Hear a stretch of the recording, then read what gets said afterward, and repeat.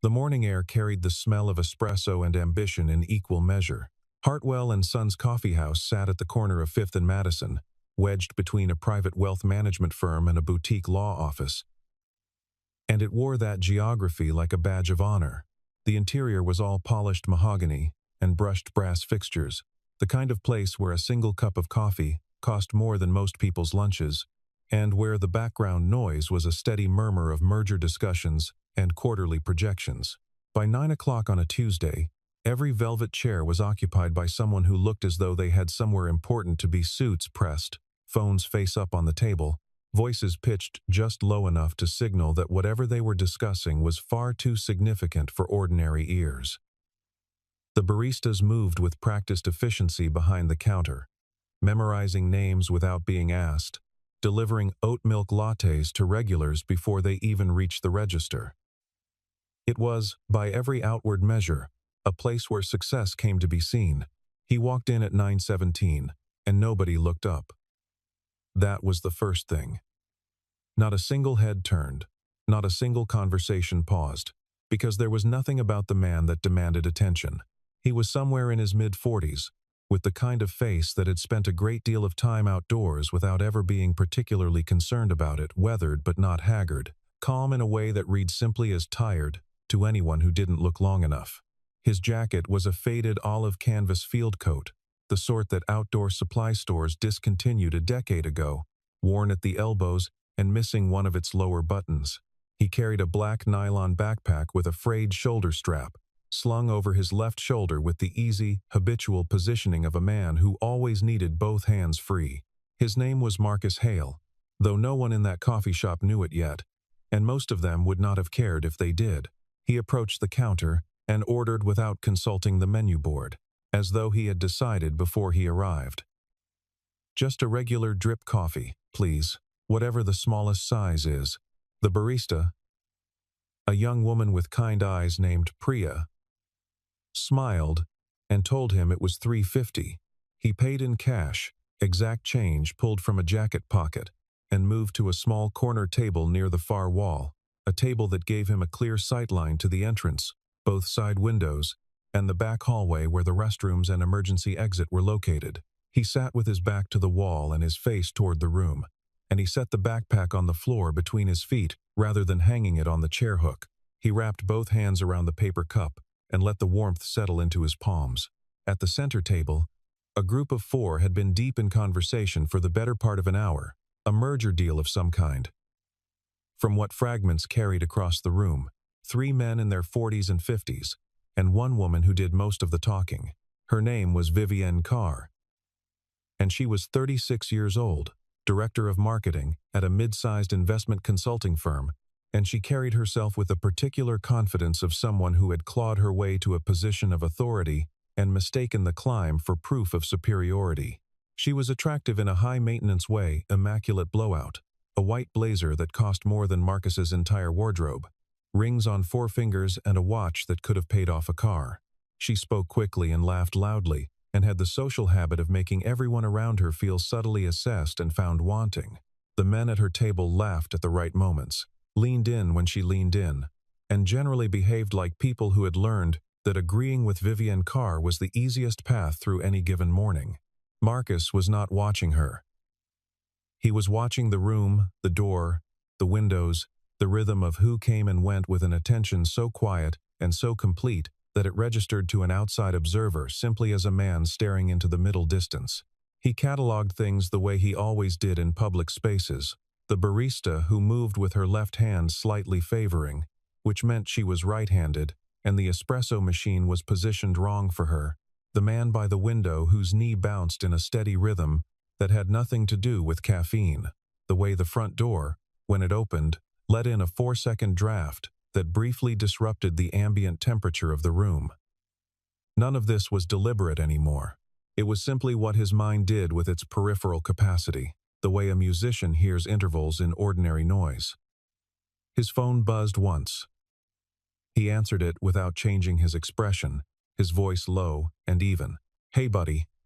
No, I'm out right now. I'll be back before your practice." A pause, longer than the first. "I know. I won't miss it." I've never missed one, have I? Another pause, and then something shifted almost imperceptibly in his face. The lines around his eyes softened by a fraction of a degree, and the corner of his mouth moved in something that might have been the beginning of a smile if someone had been looking closely enough. Yeah, I love you too. Go eat your breakfast. The egg's on the stove, not the cereal. The cereal is for emergencies. He set the phone face down on the table and took a slow sip of his coffee and sat with whatever that conversation had given him for a moment before he returned his attention to the door. It was Vivienne who heard it. Not all of it, just enough. She had glanced up from her papers at the sound of his voice, the way one glances up at a noise that doesn't quite belong to the ambient texture of the room. And she had caught the tail end of it. Single dad, she thought. She had heard it clearly. She turned back to her colleagues with a small, curling smile and said nothing for exactly 10 seconds, and then she said it at a volume that was just a hair above conversational, not loud enough to be called shouting, but loud enough to carry. A single father, she said, with the particular intonation of someone delivering a punchline they've been polishing in their head. In a coffee shop, ordering the cheapest thing on the menu, she let the pause do the work. I wonder if the child support is keeping up with inflation. The men at her table laughed. Not all of them. And not all the way. Two of them offered the kind of thin smiles that men offer when they don't want to be the one who didn't laugh. But the sound was enough. Vivienne, feeling the warmth of an audience, leaned back with the practiced ease of someone who has learned that cruelty lands better when it looks effortless. You know what they call a man whose wife left him with the kids, and he's still buying $3.50 coffee? She paused again, glancing around at the nearby tables, making sure her radius had expanded, making sure there were more witnesses. They call him Tuesday. A few people nearby looked away. A woman 2 tables over pressed her lips together and found something suddenly very interesting in her phone screen. Priya, behind the counter, straightened slightly and reached for a cloth she didn't need to wipe down. Marcus Hale did not look up. He took another sip of his coffee, set the cup down carefully, and returned his gaze to the door. Vivienne interpreted his silence as confirmation. This was a pattern she had learned long ago, that people who don't fight back are people who can't. She slid her phone from the table and, with the casual entitlement of someone who has never once considered that a stranger might have a private life worth protecting, took a photograph. Marcus, sitting at his corner table, coffee cup in hand, backpack at his feet, captured without his knowledge or consent, framed by the velvet chair and the mahogany paneling and everything he didn't fit inside.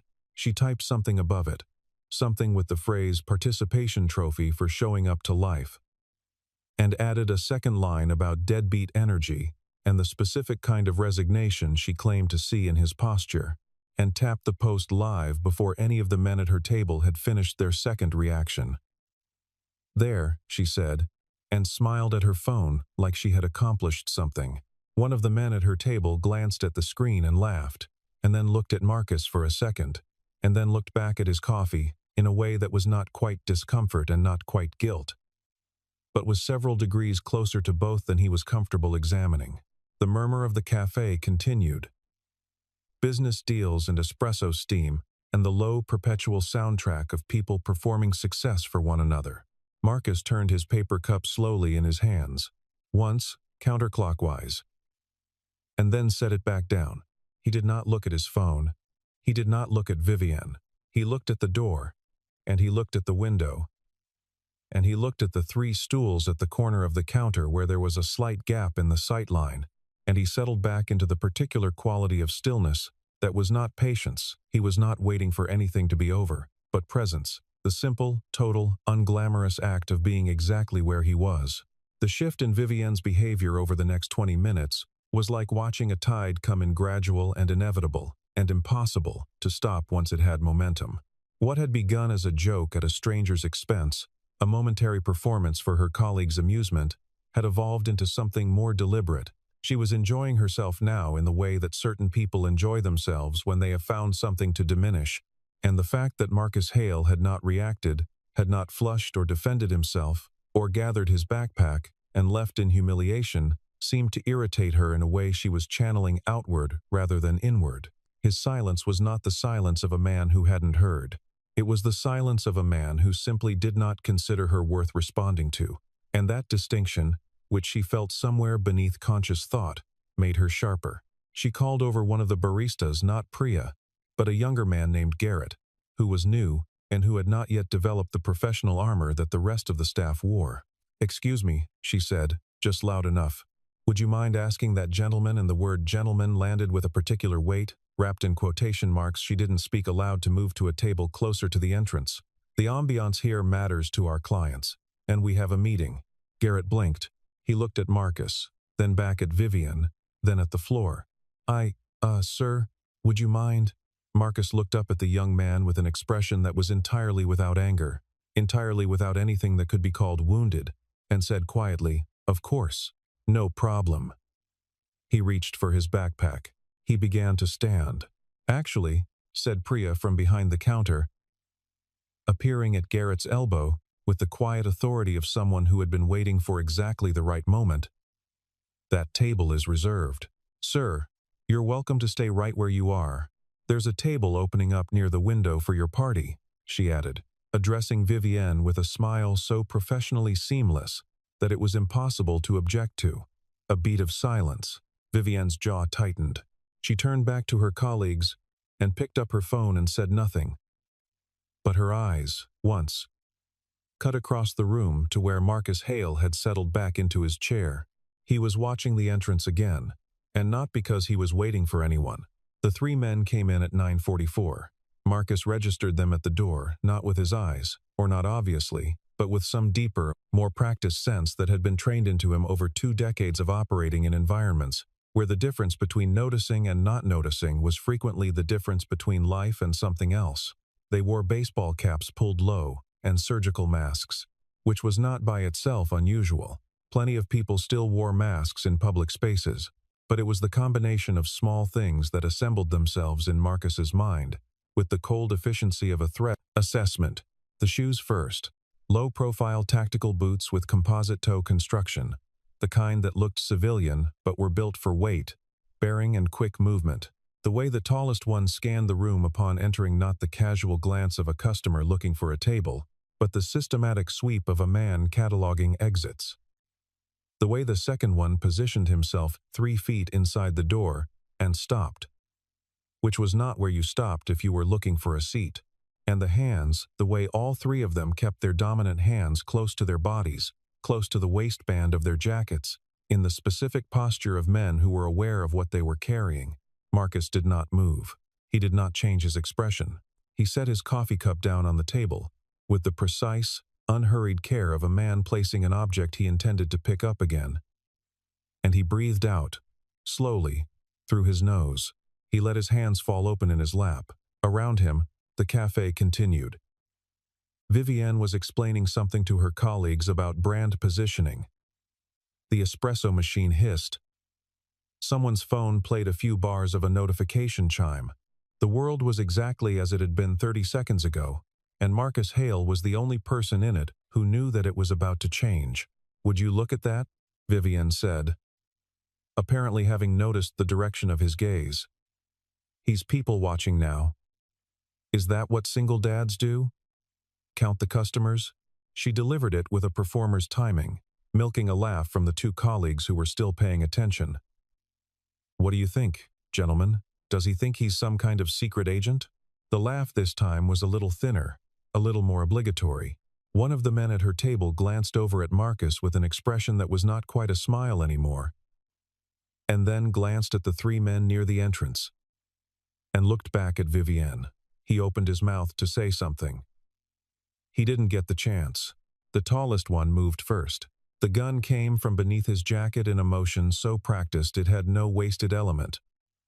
One hand on the grip, one pulling back the action, the voice that came with it hard and percussive and designed to cut through ambient noise and land in the lizard brain. "Nobody move. Hands where I can see them. Now." The second one turned and flipped the latch on the front door, the deadbolt seating itself with a sound that seemed, in retrospect, impossibly loud.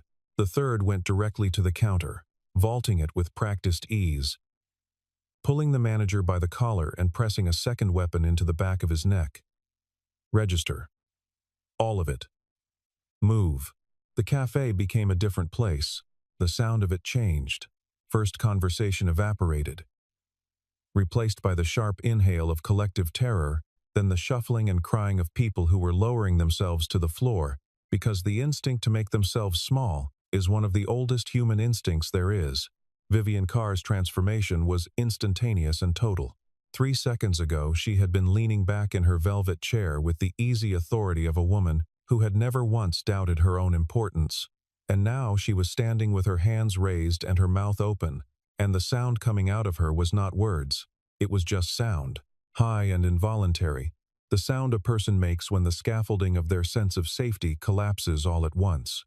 The tallest gunman crossed to her table in 4 strides, and pressed the barrel against her temple, and said something that nobody heard clearly over the noise of the room, and whatever was left of her composure dissolved entirely. Her knees buckled.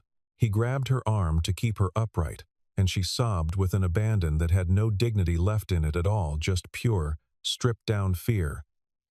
The kind that equalizes everyone. Around the room, people dropped to their knees.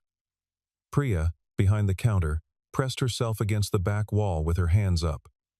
Garrett sat on the floor, next to the espresso machine. 3 customers near the window were face down with their phones abandoned beside them. The room was a tableau of surrender, everyone on the floor, everyone reduced, everyone looking at their own hands, or the polished wood of the flooring, and silently bargaining with whatever they believed in. Everyone except Marcus Hale. He was still in his chair. Not frozen, there was nothing rigid about him, but seated in the same composed, back against the wall position he had occupied for the past half hour, his hands resting open on the table in front of him, his coffee cup exactly where he had placed it. He was watching the 3 men with the same quiet, complete attention he had been watching the room with all morning. And there was something about the quality of that attention, its total absence of panic, its clinical, measuring steadiness that made the tallest gunman notice him before anyone else. The tallest gunman turned from Vivian, swinging the weapon toward the corner. "Hey, old man!" His voice had the hoarse edge of adrenaline, the slight pitch of a man who was running on a plan and needed every variable to behave. "On the floor. Now. Get down." He took 2 steps toward the corner table. Marcus looked at him, not at the gun, at him, at his eyes, at his center mass, at his feet, at the distance between them, at the angle of the second man who was still near the door, at the precise position of the 3rd man behind the counter. And then Marcus Hale stood up.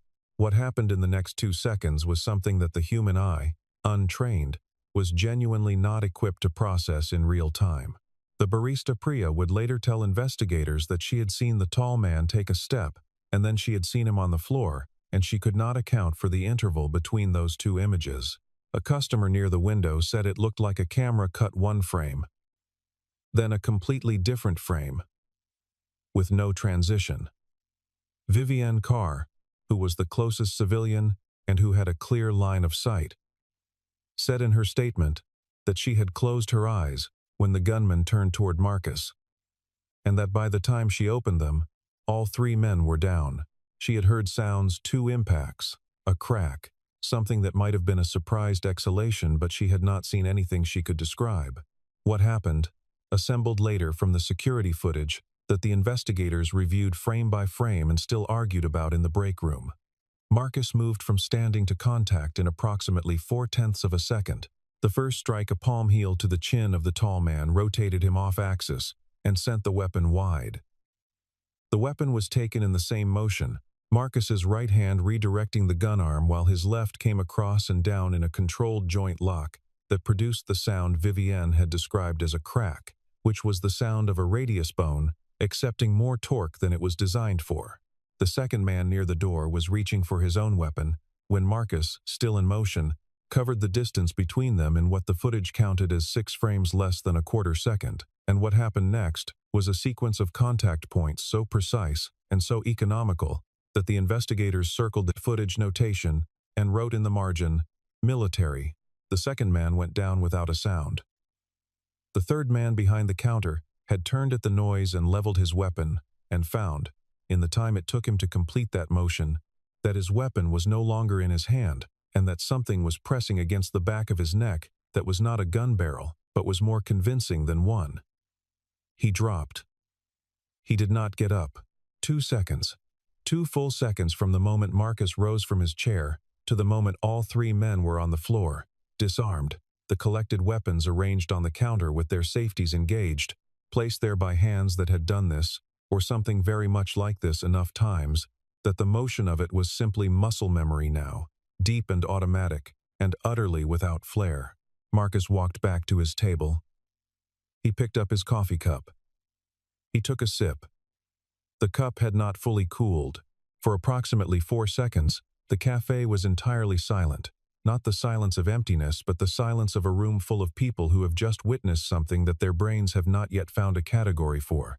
Then Priya, from behind the counter, made a sound that was somewhere between a breath and a word, and the room exhaled all at once, and someone started crying, and someone else started talking very fast, and Garrett, still sitting on the floor, looked at Marcus Hale with an expression that an artist would have spent weeks trying to capture.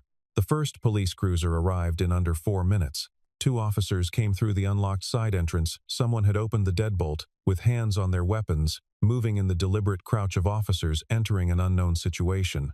The first officer through the door was a patrol sergeant named Dwight Calloway, 15-year veteran, and he swept the room with practiced efficiency and cataloged the 3 zip-tied figures on the floor, and the row of disarmed weapons on the counter, and the room full of shaken civilians, and then his eyes found Marcus Hale sitting at his corner table with a paper coffee cup, and Sergeant Calloway did something that nobody in the cafe had ever seen a uniformed officer do upon entering an active crime scene.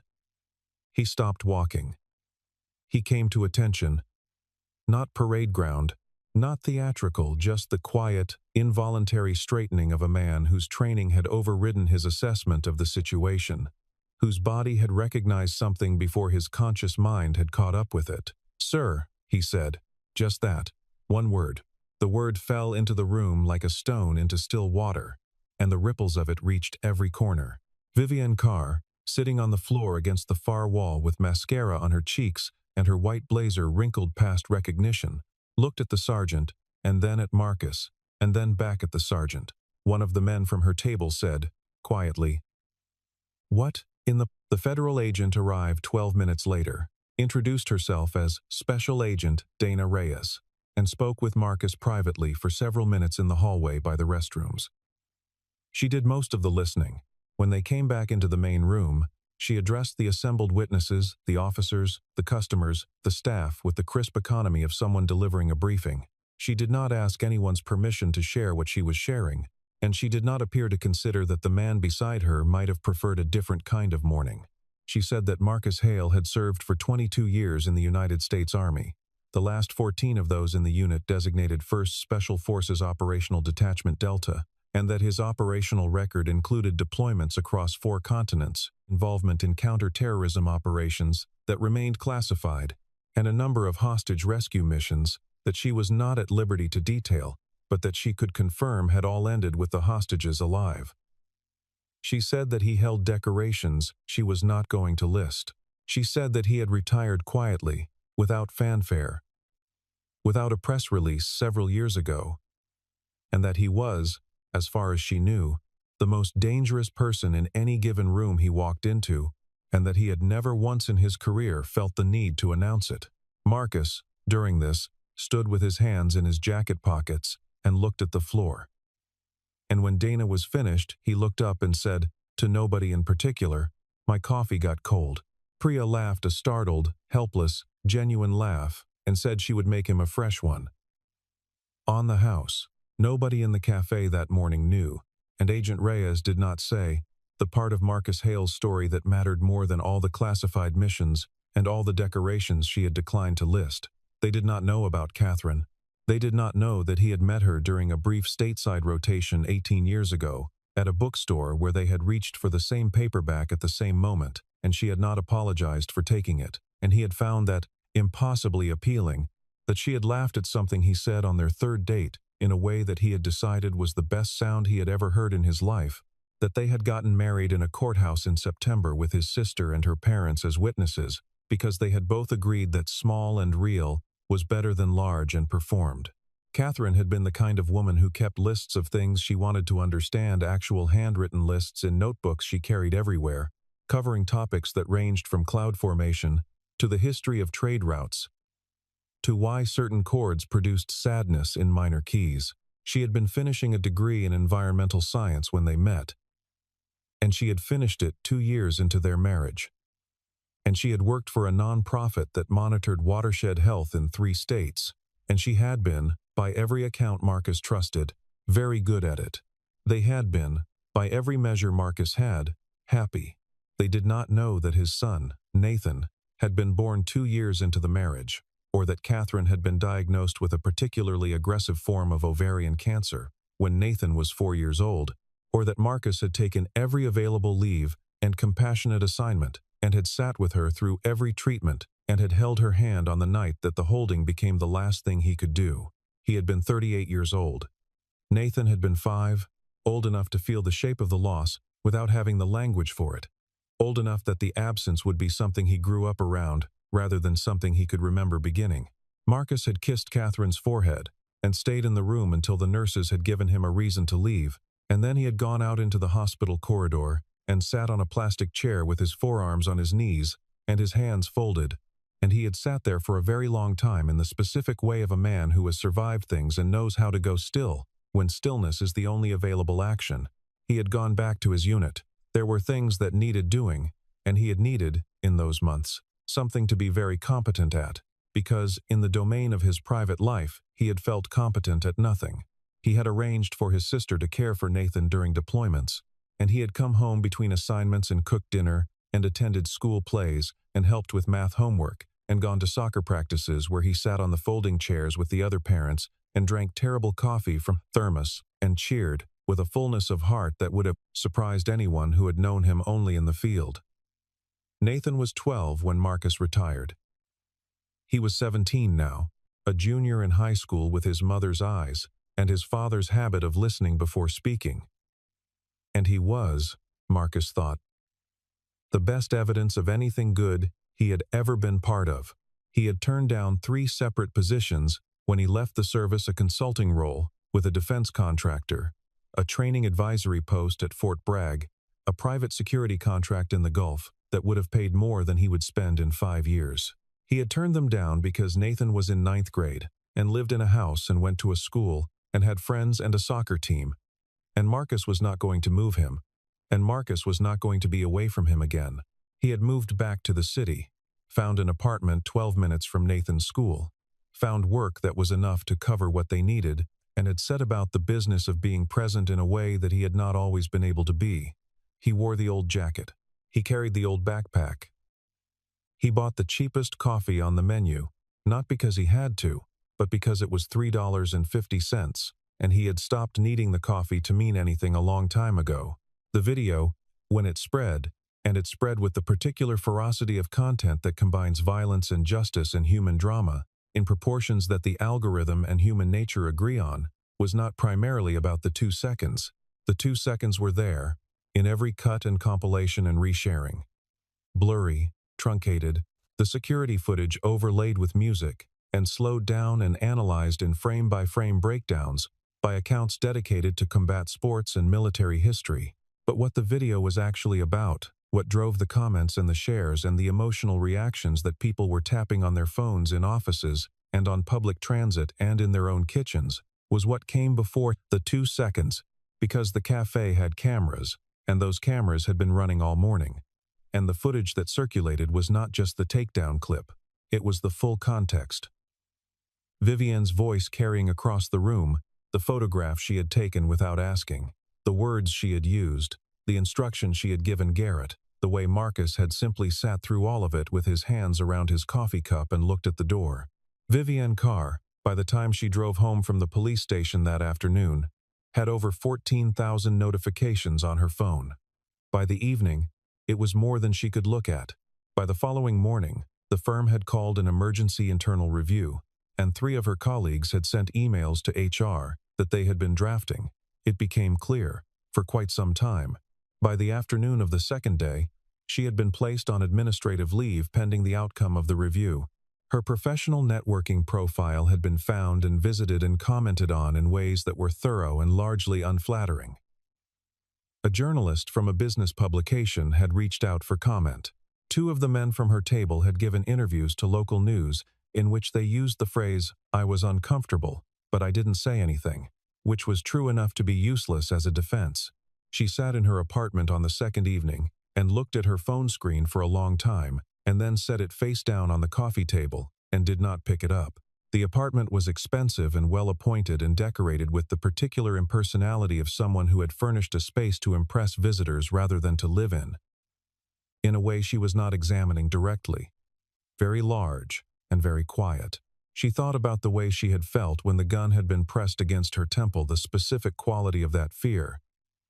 The way it had removed, in an instant, every layer of everything she had constructed between herself and the raw fact of her own vulnerability. There was no blazer in the world that helped with that. There was no title and no watch and no audience. There was only her, on the floor, shaking, and the understanding, arriving with the clarity of something that had always been true but had simply never been demonstrated.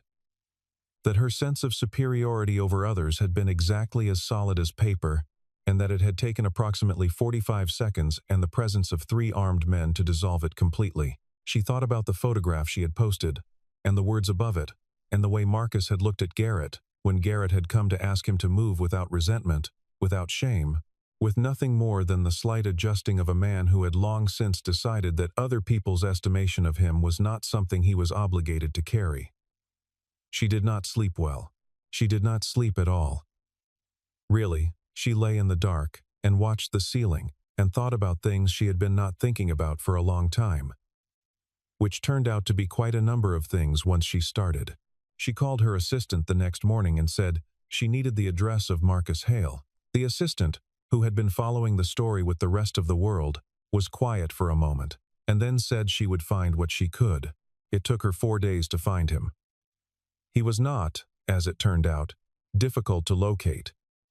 He was simply a man who did not maintain a large footprint, who was not on many lists, whose name appeared in municipal records and school directories, and not much else. She drove to the address on a Saturday morning and sat in her car outside the building for 11 minutes before she got out. She was wearing jeans and a plain gray sweater. No rings. The watch was at home. She had not been certain, getting dressed, what the right version of herself was for this errand, and she had landed on the plainest available interpretation. She went to the second floor and stood in front of apartment 214 and knocked. He answered quickly, which suggested he had heard her on the stairs, or, she thought, perhaps he had seen her through the peephole for the full 11 minutes she had spent working up to the knock. He was wearing the same field jacket. He looked at her without surprise, without any particular expression at all, and waited. "My name is Vivienne Carr," she said, which was unnecessary. He knew exactly who she was, but she said it because she felt that she needed to begin somewhere, and that somewhere was her name, her actual name, without a title in front of it. "I came to apologize. I don't have a script for this. I practiced something in the car, and it sounded like a PR statement, so I threw it out." She looked at him. He was still waiting. "Everything I said to you was wrong. All of it. I judged you because you were wearing an old jacket and buying cheap coffee, and I thought that meant I understood something about your life, and I was so certain I was right that I said it out loud to make other people laugh, and that was..." She stopped. "That was the cruelest thing I've done in a long time," she said, "and I've done some things I'm not proud of, and the worst part is that I wouldn't have known how wrong I was if something terrible hadn't happened, and I don't think that says anything good about me." Marcus Hale looked at her for a moment. Then he stepped back from the doorway and said, "You want coffee?" She blinked. Yes, thank you." The apartment was small and clean and organized in the particular way of a man who had spent years living out of kit bags and who had learned to know where everything was at all times. There were photographs on the wall beside the window, a boy at various ages, a soccer field, a school play. One photo of a woman with dark hair laughing at something off camera, the most candid and human thing in the room. Marcus made coffee from a countertop drip machine, the supermarket brand, and handed her a mug and sat across from her at the small kitchen table. "You don't have to explain," he said. "I want to," she said. "I need to, I think." "All right." She did. She talked for a while, and he listened in the way that she had noticed in the cafe, not passively, not simply waiting for his turn, but with a complete and serious attention that was more uncomfortable, she found, than indifference would have been. When she was finished, there was a short silence. He turned his coffee mug once in his hands, and she recognized the gesture from the security footage, that same slow, deliberate rotation. "You don't need me to forgive you," he said. "That's not what this is actually about." "What is it about?" He considered this. "You already know what you did and why. You don't need me to confirm it." He looked at her steadily. "What you actually came here for is to find out if there's a version of you that's better than the one that was in that cafe. And I can't tell you that. Only you can do that, over time, in choices that nobody's watching." He paused. "Don't judge people because you think you know their story. You almost never know their story. I've learned that in places I can't talk about, and I've learned it in grocery stores and on soccer sidelines and in this kitchen. It applies everywhere." Vivienne Carr drove home with her hands steady on the wheel, and the gray sweater, and no rings, and she sat in the parking garage for a long time. What followed, in the months after, was quieter than the week that had preceded it. The internal review at Vivienne's firm concluded, and she was not fired. There were mitigating factors noted in the summary, though none of the people who had commented on her professional profile found those factors particularly mitigating, and the climate within the firm had shifted in a way that could not be entirely attributed to the review's outcome. She requested a transfer to a different role, one with less client-facing responsibility and more internal work. And the request was granted. She began, on weekends, to volunteer at a family resource center 2 miles from her apartment, a place that served, among others, single parents navigating the bureaucratic landscape of childcare subsidies and housing applications and employment retraining. She was not, at first, very good at it. She was too efficient, too solutions-oriented, too quick to assume that she understood the shape of a problem from the outside, too prone to interrupting a story before it had reached the part that mattered. She had spent 12 years in professional environments where speed and decisiveness were rewarded, where the person who arrived with the answer was the person who won the room, and she had to unlearn a significant amount of that in order to be useful in a room where answers were rarely the point. The director of the center, a woman named Marguerite, who had been doing this work for 17 years, and who had the particular tirelessness of someone powered by something other than ambition, told her once, without unkindness, "The people who come in here don't need you to fix them. They need you to believe that they can fix themselves, and to stand next to them while they do it." Vivienne thought about that for a long time. She thought about it on the drive home, and while she was making dinner, and in the morning before she got out of bed. She thought about Marcus Hale sitting at his corner table while the room laughed at him, utterly unhurried, unconcerned with what they thought, simply present in himself in a way that required nothing from anyone else. She thought about what it might mean to be that solid. She thought, for the first time in a long time, about what she actually wanted to be made of. She got better. Slowly, in the way that real things get better. Not in a straight line, not without setbacks. Not accompanied by any particular announcement. She learned the names of the families. She learned to sit across a table from someone who was having a very hard time, and not immediately reach for the solution. But first, to simply be present, to make the space safe enough that the person could say what they actually needed to say. She thought, occasionally, about what Marcus had said to her in his kitchen. Only you can do that, over time, in choices that nobody's watching. She had turned those words over enough times that they had stopped feeling like a rebuke and started feeling like a direction. Marcus Hale returned to Hartwell and Sons Coffee House on a Thursday morning, about 3 months after what the staff had started calling quietly, among themselves, not for public consumption the morning. He came in at 9:17, which was when he always came in. He was wearing the field jacket. He was carrying the black nylon backpack. He ordered a regular drip coffee, smallest size, and paid in exact change.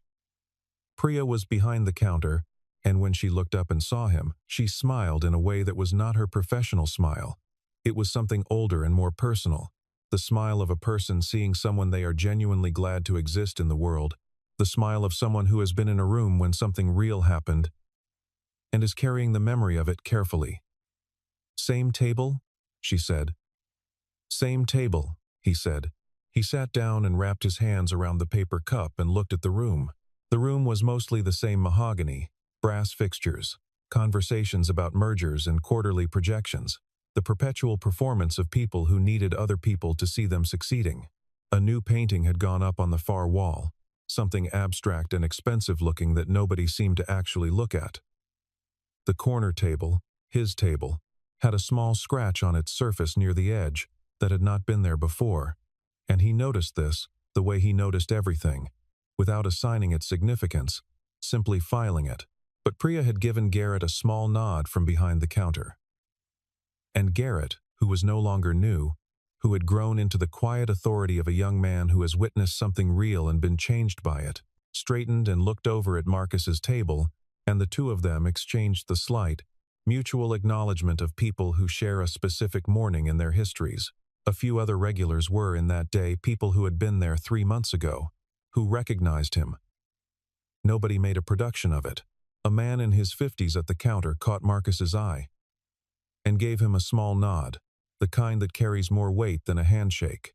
A woman reading at the window table lifted her coffee cup slightly, as if in a toast, and then looked back at her book. The acknowledgement moved through the room, not like applause but like a tide, quiet, present, unmistakable. It was the acknowledgement that matters most. Not the kind that announces itself, but the kind that simply knows. Marcus drank his coffee. He looked at the door. He checked the windows, the corners, the positions of the people around him, not because he was expecting anything, but because it was the thing he was, and he had long since made his peace with that. He thought about Nathan, who was at school right now in the 3rd period of his Tuesday morning, probably half listening in history class and doodling in his notebook the way he had always done since he was small, drawing the elaborate, interconnected shapes that Marcus had never been able to identify, but that Nathan always said were maps of places he was going to visit. Marcus would be at the soccer field at 4. He would be 10 minutes early, as he always was, and he would sit on the folding chairs and drink whatever was in his thermos and watch his son run, and he would feel, as he always did in those moments, that he had navigated his way to somewhere worth being. Not easily, not without cost, but worth being, nonetheless. He finished his coffee. He stood and put on his backpack and nodded once to Priya, who nodded back. He walked to the door. He pushed it open and stepped out into the morning air, which was cool and clean and full of the particular noise of a city going about its business. And Marcus Hale walked through it unremarkably, the same as any other Tuesday, carrying nothing that anyone could see. The real measure of a person is not found in the moments when the room is watching, and the stakes are obvious, and the choice is clear.